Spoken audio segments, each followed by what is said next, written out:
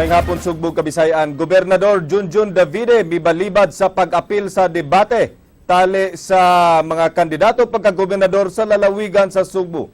Ang tulo ka mga kandidato nga mitambong igo na lang mipresentar sa ilang mga baruganan sa mga isyu o gani, nagkauyon pa sa uban nga mga punto. Kinigiaksyonan ni Jinky Rosit.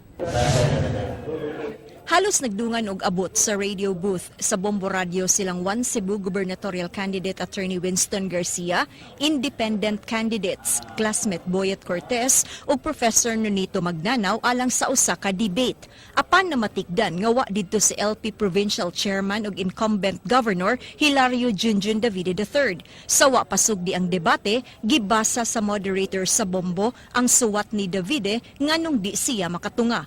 Alang sa gobernador, daghan pang mas importante nga butang ang angayan niyang unahon ug hatagan og prioridad karon. Apan ang mga kaatbang ni Davide nga silang Garcia ug Cortez, wa mahimuot niini. Posible matud pa nga nahadlok ang gobernador sa mga isyu nga ibatok kaniya. Mao na lang in town, maluoy ko niya. Nga magsigil na siya duko-duko o mangita na lang bisag unsang rason para di siya makadebate kanako. Kay kung makadebate siya kanako, akong i-expose ang tanan nga mga anomalya nga gihimo niya sa Kapitolyo ug sigurado ko makita sa katilingban nga di siya katubag niya ng mga anomalya. It's so unfortunate for him nga wala siya mutambong. Murabag nakaminos na lang hinuon, ha? Nakaminos ang atong gobernador sa mga Sugbuanon nga mauman unta ang nagbutang niya diha nga posisyon. O kini nga nahitabo, mao kini ang timailhan nga duol na ang higayon nga makaumol og bag-ong gobernador ang probinsya sa Sugbo. Atol sa debate, gipasibaw sa tulo ka mga kandidato ang ilang tagsatag sa kapanlantaw sa isyu sa panglawas, traffic, water supply, agriculture ug pagpalambo sa ekonomiya sa Sugbo. Gisayangan matud pa silang Garcia ug Cortez sa higayon nga madungog sab sa mga Sugbuanon ang panlantaw ni Davide sa mga isyu. Di sa katubag. Daghan siya mga tulabagonon sa katilingban. Labi na ka ng mga anomalya nga gihimo niya karon sa Kapitolyo. Labi na ka ng recent karon nga 1 million nga ilang i-download sa kada barangay. Kanang mga heavy equipment, kanang mga consultants, kanang daghan kay mga anomalya nga gihimo karon sa Kapitolyo. Ang korupsyon grabe kay karon sa Kapitolyo. Sayang lang ba? Nga wala lang yun ko kapangutanan niya. Do you observe that public office is a public trust? What is a good governance and transparency to you? Alang sa Aksyon Bisaya, Jinky Rosit, News 5.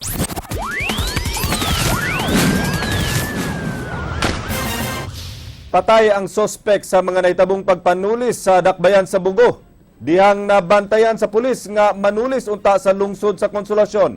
Kinigiaksyonan ni Jaira Jimeno. Patay dihang misuko sa mga pulis si Arnold Torion nga taga Malinin, Bugo City. Siya ang giilang nga nagtulis sa Gesano og Junrick Cell Shop sa dakbayan sa Bugo sa miaging buwan. Ang suspect na abtan sa kapulisan nga padong naunta nga manulis sa lungsod sa Konsolasyon. Ang mga pulis nakadawat og impormasyon nga adunay tawo nga kadudahan og lihok nga naglabang-labang sa usa ka tindahan ug butika sa may barangay Kansaga, Konsolasyon. Matud sa mga pulis, nakabantay ang suspect kanila ug mibunot sa iyang armas apan naunhan sa mga pulis nga nagbantay na daan sa iyang lihok. Ni match yun ang picture ni Torion nga nasa among cellphone sa among nakita dito sa area, so amo siyang gi-approach, so nitabo nga nisukol siya. Amo siyang gikwarunta nga dili mamatay, among gipaningkamutan. Makita man niya sa samad nga bukton ra, yung pilbik. Kaya among tumong tuyo nga amo ta siya maguyod nga to sa iyang mga kauban dito sa northern part of Cebu dito sa Bugo para madakpan niya mga kauban, pero unfortunately pass out siya. Ang suspect nakaangkon og tulo ka mga samad agi sa bala ug namatay. Didto na nila nakita nga nagsapaw-sapaw ang gipangsulog nga sanina sa suspect nga timailhan nga nagplano kini sa pagpanulis. Dugay na nilang gipangita si Torion nga matud pa nagbalhin-balhin og gipuy-an. Nibalhin ni siya og lungga, so diri sa Lapu-Lapu, diri sa Konsolasyon. So pagtabok-tabok na ni siya, so diri nga dili na to siya na abtigod sa Konsolasyon. Pero ang kanan niya, member niya sa sumabong robbery group. Nakuha na nila gikan sa pateng lawas ang kalibre 45 nga pistola uban sa mga bala ug nagdadaiyang mga ID. Alang sa Action Bisaya, Jaira Jimeno, News 5. Suspect nga napusilan patay atol sa police operation kagabi kumpirmarong sakop sa usa ka robbery group nga naglihok sa Northern Cebu. Ang detalye sa report ni Ray Pasaporte.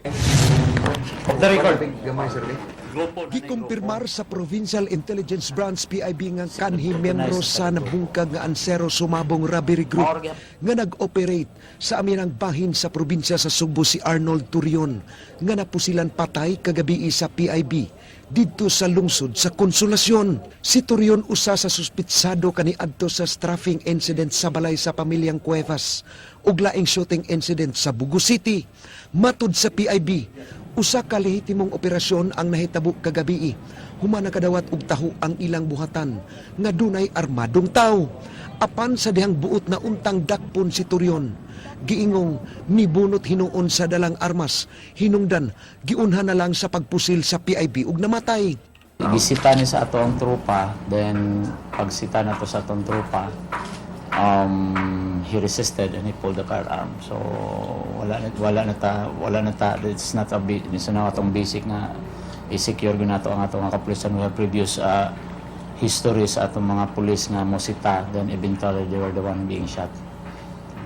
So nga to nakita na to, there was an aggression and there was an attempt on his part to fight off with the responding officers. So it leaves no options for the police but to shoot him. Giklaro ni Albotra nga wa mo kumpiyansa ang iyang mga sakop kagabi. Sanglit dunay armadong grupo diha sa Konsolasyon. Atol sa pag-adto sa PIB sa lugar, natsambahan lang matud pa nga didto sa lugar si Turion nga armado kalibre 45 nga armas. Si Turion gilambigit usab sa sunod-sunod nga tulis sa Bugo City. Padayon sab nilang gimonitor ang mga kauban ni Turion sa norte.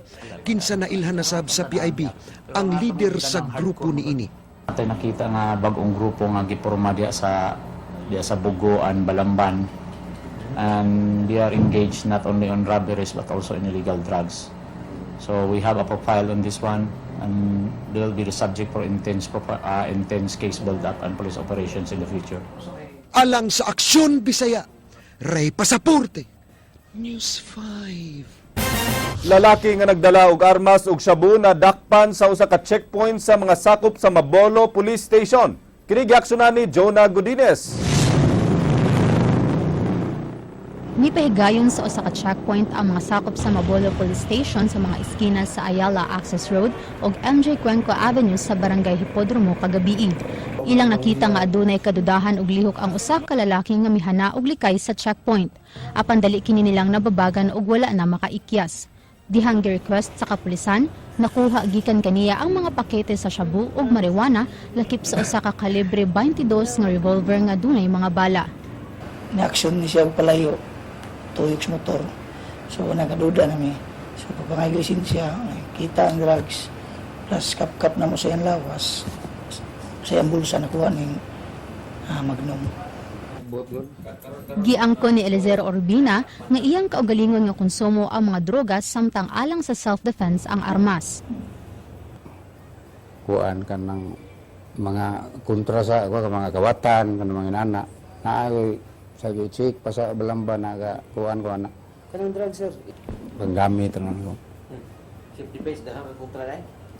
Kasong illegal possession of firearms, violation sa Comelec gun ban ug illegal nga paghupot sa ginadaling drogas ang kasong isangat sa Kapulisan Batukang Urbina. Alang sa Aksyon Bisaya, Jonah Godinez, News 5. Duha ka babay ang samaran human na banggay sa wala pa mailhing lalaki nga nakamotorsiklo kagabi. Kini giaksyonan ni Roby Ruaya. Ingon niini ang sitwasyon nila ni Angeli Juliero ug Cecilia Capin nga eksklusibong naabdan sa news team pasado alas 8 kagabi at ubangan sa Girl Scout of the Philippines sa Barangay Kalunasan. Sila si Juliero ug Capin na biktima sa hit and run, human sila gidasmagan sa naghaguros nga motorsiklo samtang naglakaw daplin sa dalan. Ang kauban sa duha ka biktima nga si Angeli Villela, nitug-an nga gikan sila sa Sitio Tagaytay ug paingon na unta silang mamauli sa ilang Pinoy anan sa Sitio Block 11, Kalunasan. Tanang nikalit man lang paka diri sa mong luyo, kusog na kay siya dagan. Nya, ibuong ko na nangatuwad na silang duha. Si Juliero, kinsa nagsabak og 3 ka buwan, nakaangkon og samad sa walang kamot nga gituohang nabali gumikan sa kakusog sa impact sa pagkaigo niini sa motorsiklo. Samtang si Kapin nakaangkon sab og samad sa duha niini katuway-tuway ug nagmulo sab sa iyang ulo. Gina nang motor, oy, unong, oy, kay kanang dili ka. Kay na-disgrasya na ni sila niya. Paman dyan, ningon mo siya nga, padaplin sad mo, kay kanang anong di mo mong padaplin, ana siya, kusog kay siya padagan. Si Kapin niingon nga wa na siya nakamatikod, si kinsa kanila ang unang naigo sa motorsiklo. Nakuha hinuon ang numero nga 4871 sa motorsiklong nakabangga sa duha ka mga babae. Alang sa Aksyon Bisaya, Roby Roaya, News 5.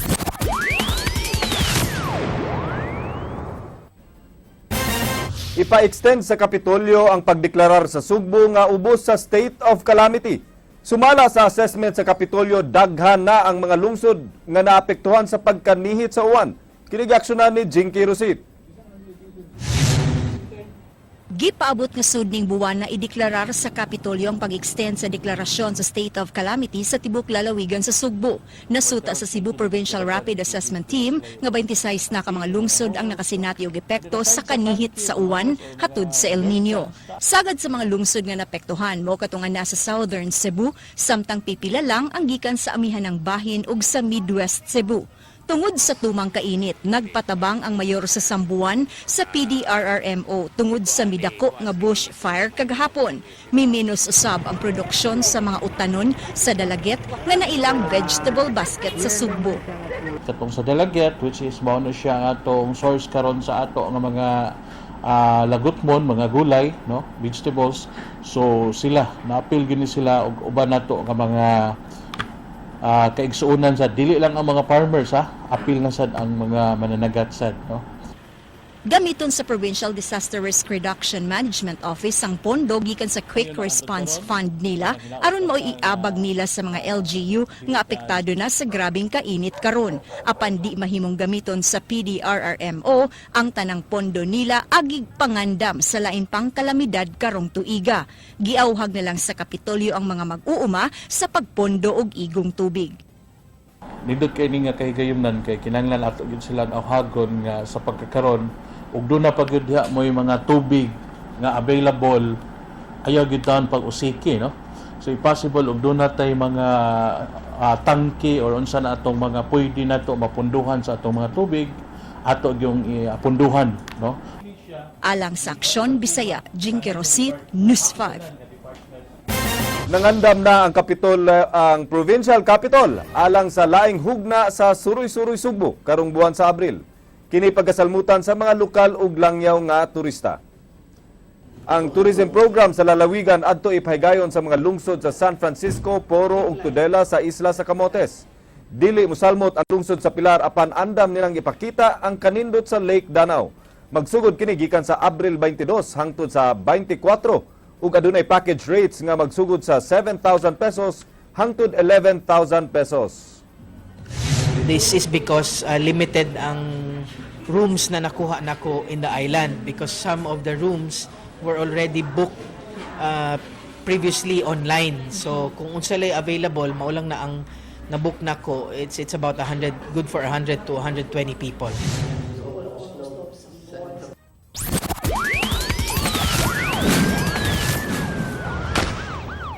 Babae nga nakuhaan og shabu dihang giandam alang sa pagpanganak, diretso unya sa prisuhan. Kung makagawas na kini sa ospital, kini giaksyonan ni Carlo Becerra. Pabiling anaa sa Vicente Soto Memorial Medical Center ang 31 anyos nga ginang nga nakuhaan og shabu dihang giandam alang sa iyang pagpanganak. Ang babae kinsa giila nga taga sitio Mahayahay, Barangay Calamba, Dakbayan sa Sugbo, nakuhaan og 4 ka pakete sa shabu sa mga nag-atiman nga nurse. Matud ni Russell Niebres sa PDEA 7, diretso unya sa ilang selda ang babae sa higayon nga kini makagawas sa ospital. Tingnan naman nato siya temporarily para i-prepare ang kaso, and then after that i-surrender man nato siya sa facilities, di ba? Jail facilities. So dito na siya.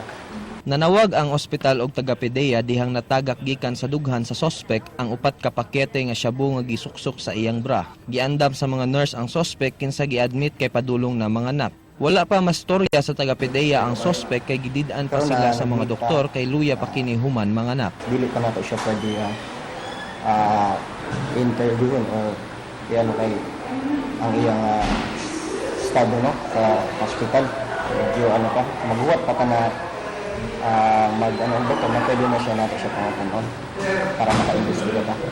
Sa pagkakaron gwardyado sa taga-PDEA ang babae sulod sa tambalanan aron dili kini makaikyas.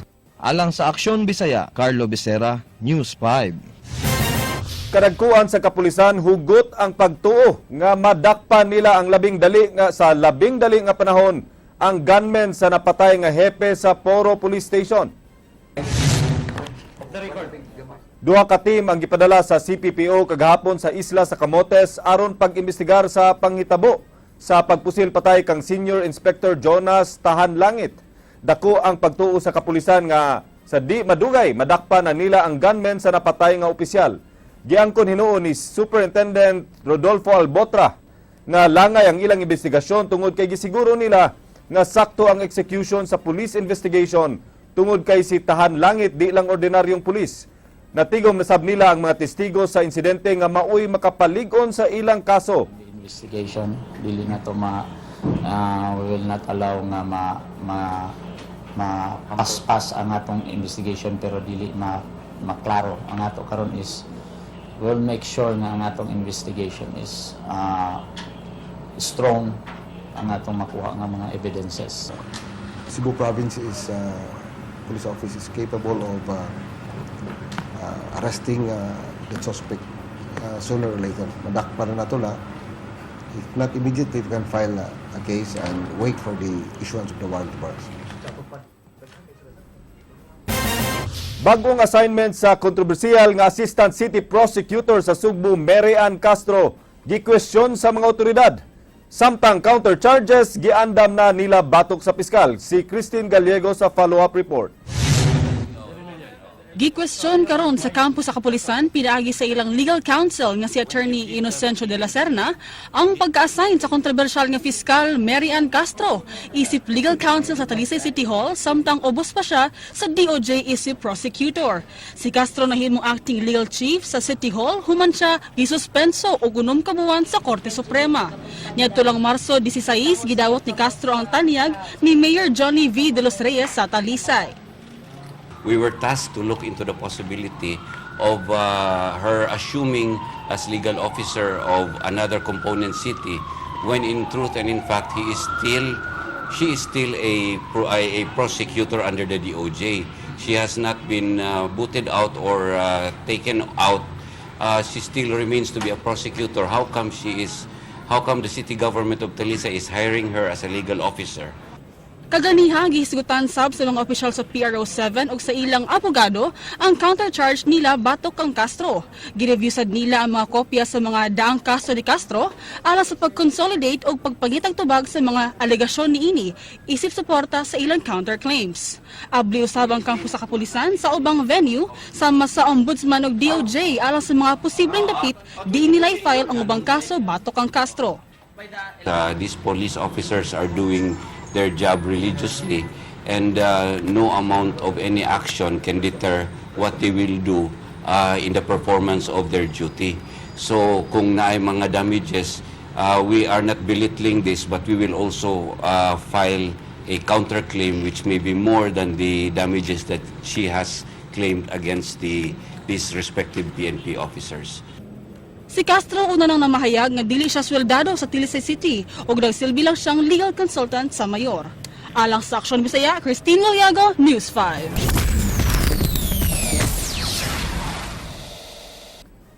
20,000 pesos nga reward ang ihatag niadtong makahatag og video o picture ni retired Police Deputy Director General Marcelo Garbo nga nakig-meeting sa mga police officials. Ang reward money gitanyag human na siren nga si Garbo nga nangampanya karon sa LP. Nakigsabot sa mga police official sa paghatag og pabor sa kandidatura ni Mar Rojas. Kini giaksyonan ni Jinky Rosit.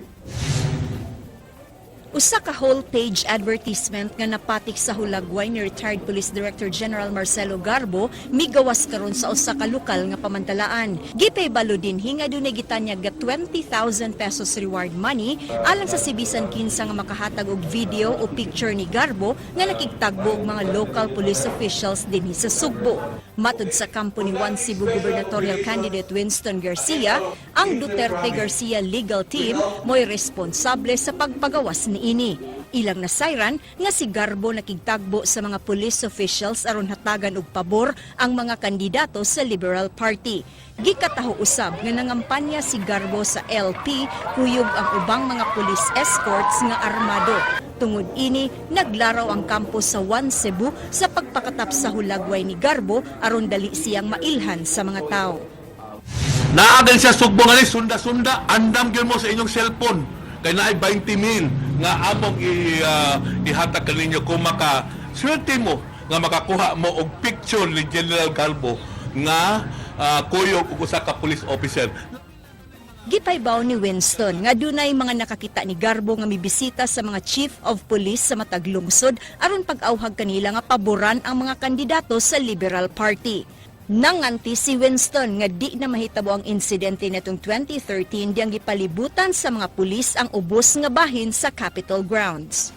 Sa pagmando ni Garbo, kinsa kanhi Regional Director sa Kapulisan sa Central Visayas, mipadala og daghang armado ang mga pulis aron ipatuman ang suspensyon ni kanhi Gobernador Gwen Garcia. Pero waningan ako si Garbo ang kanang mga kapulisan, di ang inyong gihimo ni atong 2013, di na gina niya mahimo karon. Kay una sa tanan, lain na ramang presidente, no? Di mo kasiguro nga ang presidente karon, ang presidente ni Nonoy Aquino. Ikaduha, andam nami og mahimo mig citizens arrest niya ato mga pulis nga mag-apil-apil sa politika, no? Matud sa Kapitolyo, usa na ka pribadong tao si Garbo nga mi-retire na pagka-pulis ug adunay katungod nga mangampanya. Ang mga pulis na ang angayan nga manubag sa isyu ug dili ang Liberal Party. Personal choice na niya o kinsa iyang butaran, kinsa gusto niya kampanyahan, wala na may labot na. If he wants to campaign for LP, magpasalamat siguro LP na ang kampanya para nila. Pero may pahunungan na mo siya because he's campaigning for a certain person. I think we don't have the right. Si Garbo nakitaan sa mga sakop sa media nga nakigtagbo sulod sa usa ka hotel sa Kauluhan nga gipanag-iya sa pamilya ni presidential candidate Mar Rojas. Alang sa Aksyon Bisaya, Jinky Rosit, News 5. Mga sakop sa LP wala mutubag sa pasangil sa paggamit sa usa ka retired police general sa mga police officials alang sa paghatag og pabor sa partido karong eleksyon. Ang LP igo na nga mipadayag nga mahimong mangampanya ang kanhi pulis apan wala mutubag sa isyu sa paggamit nini sa mga police officials aron hatagan og pabor ang LP. Kini giaksyonan ni Ryan Sorote. Di pa dugay mi-retire si General Marcelo Garbo Jr., isip PNP Deputy Director General for Administration o ang ikaduhang labing taas nga opisyal sa kapulisan. At tulos sa pamanuan ni Garbo sa PRO7, gamit ang mga pulis, pugos niya nga gipahawa si kanhi Gobernador Gwen Garcia sa Kapitolyo human gisuspenso sa Malacañang. Suod ni Maruha si Garbo, kinsa mo'y DILG Secretary pagka-promote ni ini. Nasakpan si Garbo dito sa usa ka hotel sa Kauluhan nga gipanag-iya sa pamilyang Rojas nga nakigtagbo nilang Director for Intelligence Chief Superintendent Generoso Servo Jr., Chief Superintendent Renier Ido sa Cagayan Valley Police, Chief Superintendent Bernardo Diaz sa Western Visayas Police, o Ronald Santos, Deputy Regional Director for Administration sa Southern Tagalog Police. Sa rally ni Rojas Ganya sa Dakbayan sa Naga, wa makit-i si Garbo. Katapusang nakitan si Garbo nga miapil sa pagpangampanya alang ni Rojas at tol sa caravan sa LP sa Dakbayan sa Karkar. What's wrong with that? No, he's a retired general. He's back. He's a private citizen. Gani, sa among caravan, pagsugod sa Argao, he attended our mass. No, dito siya ni Mrs. Garbo. Apan matod ni Cebu Governor Junjun Davide, wa kini kaso kay retirado na si Garbo nga pulis. Sudo sab silang higala ni Garbo og personal nga kabuboton sa retiradong general ang pagtabang sa ilang kampanya. Ang para nato is it's absurd. No, ano mo pa he's a private citizen already. He can campaign for any candidate he chooses to support. No? And I know that he's for Marojas. Matud sa supporters ni Duterte sa Sugbo, huyang ang pagpangampanya ni Rojas sa Sugbo ug nga nabiyaan na siya ni Duterte. Daw sawa sa makailas si Rojas ni Garbo, dihang gipangutana sa paggamit ni Garbo sa mga pulis sa pagpangampanya sa LP. Matud ni Rojas, wa kuno siya makibaw nga nangampanya si Garbo alang kaniya dinhi sa Sugbo. Matud ni Rojas, mabuhat ni Garbo ang iyang gusto kay usa ni siya ka pribadong individual. Hindi ko alam kung anong aktibidad ni Mr. Garbo, pero siya isang pribadong tao at tulad ng lahat ng Pilipino ay malayang pwedeng mamasyal sa ating bansa. Matud ni Atty. Rex Fernandez, tinuod nga mabuhat ni Garbo ang iyang gusto, human militar pagkapulis, apan ilegal ug immoral ang paggamit sa mga pulis sa partisan politics ug makadaot kini sa kaugmaon sa mga police officials. Alang sa Action Bisaya, Ryan Sorote, News 5. Gitapok ang mga supporters sa Liberal Party sa dakbayan sa Naga alang sa pagpangampanya sa presidential candidate sa partido, Mar Rojas. Mga lokal nga leader mipasalig nga sa pagdaog ni Rojas sa Sugbo bisan og mibiya na ang uban nilang kauban sa partido. Kini giaksyonan ni Ryan Sorote. Si Mayor Val Chong ug 1st District Congressman Samsam Gulyas ang mi-welcome ni Liberal Party Tanodero Mar Rojas sa pagbisita niya sa dakbayan sa Naga. Una niyang gituyok ang bagong merkado sa Naga, una nangapi uban ni Mayor Chong ug mga tindera. Nagpahangin usab si Rojas sa Baywalk, una misud sa sports complex, diin naghuwat ang iya mga supporters. Rojas Robredo po, para maging malaya po tayo. Malaya sa gutom, malaya sa takot, at malaya... Gikagubtan si Rojas pagsud niya sa complex. Niabot og duran 4,000 ka mataw ang sulod sa complex nga gikan sa tibok unang distrito. Kompleto ang mga sakop sa Alliance NP-LP Coalition Mayors gikan sa dakbayan sa Talisay ug Karkar, mga lungsod sa Mindanilla, San Fernando ug Sibunga nga pulos nagdala og mga supporters. Kapin sa 20 ka mga series bus ang gigamit sa pagdasa mga LP supporters dinhi sa Naga. Gipasalig sa Alayon ang ilang pagsuporta ni Rojas. Dunay kapin 100,000 voters ang unang distrito. But I'm passionate about this man. I believe in this man. I believed him when he was at 4%. I believed him when he's at 8%.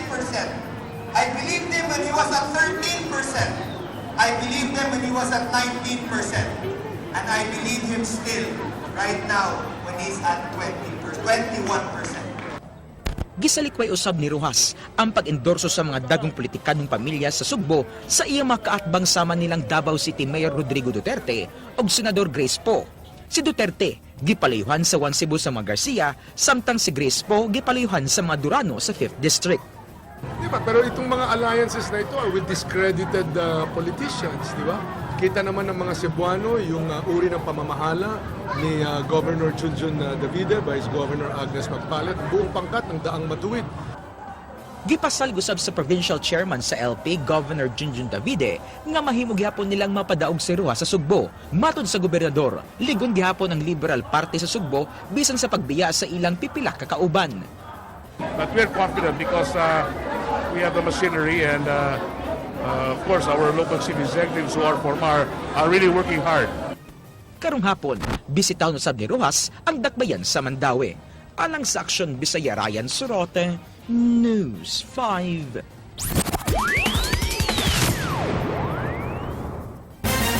Pipila sa mga mag-uuma mibaligya sa ilang utanon sa barato nga presyo sa kahadlok nga malata kini. Atong paminahon ang report ni Edwin Cañete. Bisan nga padayon ang naglagiting nga kainit sa panahon dinhi sa Sugbo, apan padayong nagdisplay sa ilang mga abot sa pang-uma kining mga mag-uuma atol sa gipegayon nga tugbong tabo at ubangan sa City Hall.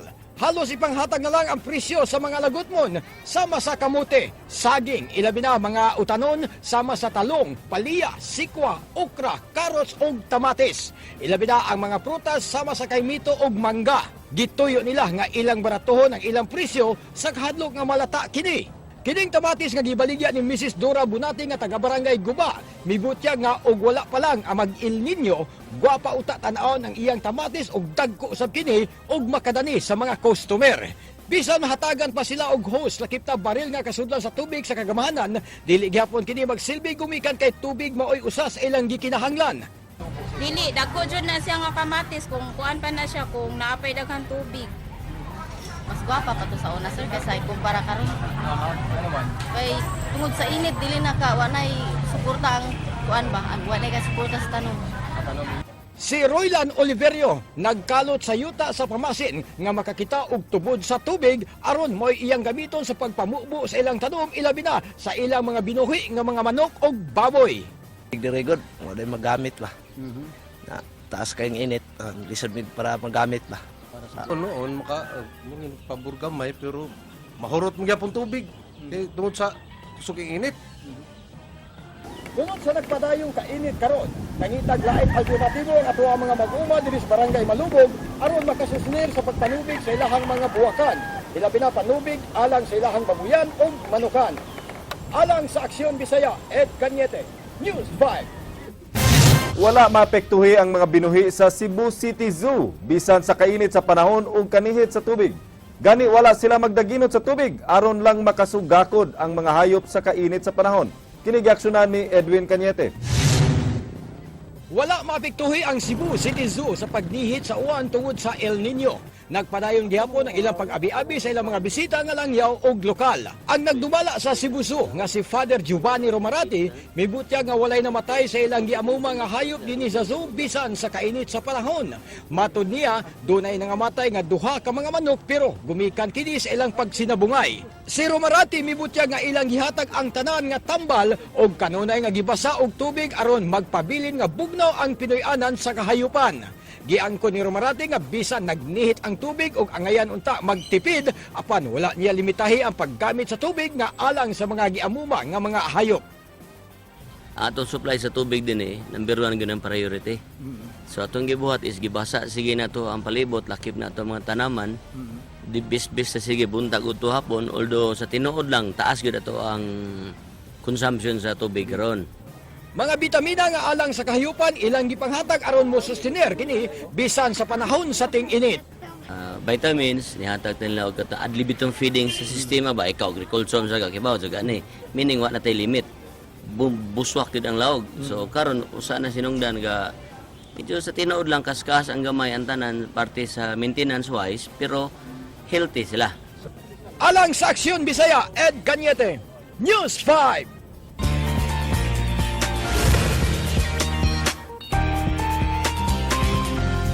Hola mga kapatid, happy day! Sikat karon ang usa ka airline sa Vietnam tungod sa linahi nga gimmick ni ini. Kini tungod sa pagpasapot og bikini attire sa Vietjet Air sa ilang mga flight attendants nga mga babay. Maong trending kaayo karon ang maong airline company. Sensual. Un movimiento sensual. Sensual. Un movimiento muy sexy. Sexy. Un movimiento muy sexy. Sexy. Y aquí se viene azul azul con este baile que es una bomba.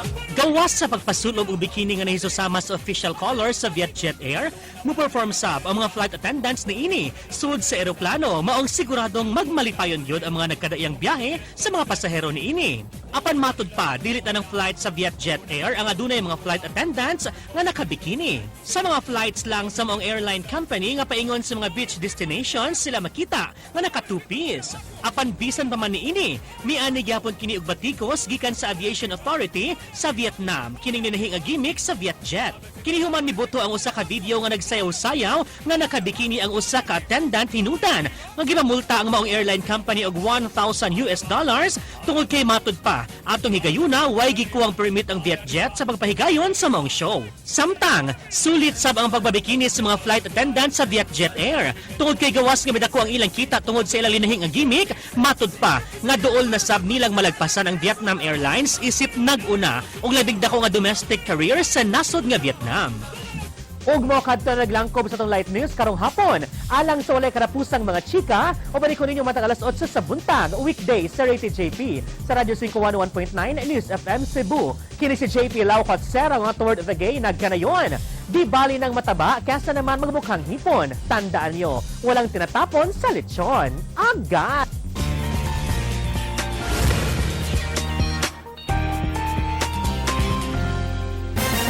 Maukat to ang mga balita sa Aksyon Bisaya, ako si Glenn Soco. Mga balita nga pundasyon sa ligdo nga opinyon ug konkretong solusyon. Bisan asa, bisan kanusa. Kapatid, kay di lang kutob sa balita, aksyon!